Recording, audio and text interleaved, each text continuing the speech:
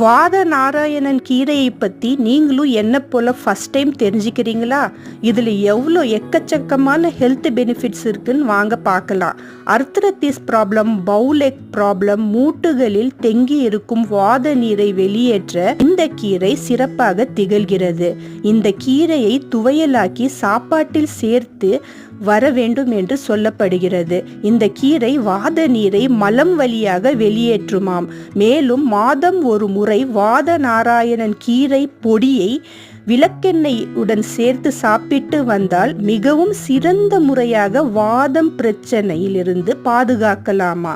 பொடியை நீங்க சூப்பாகவும் வைத்து குடிக்கலாம்.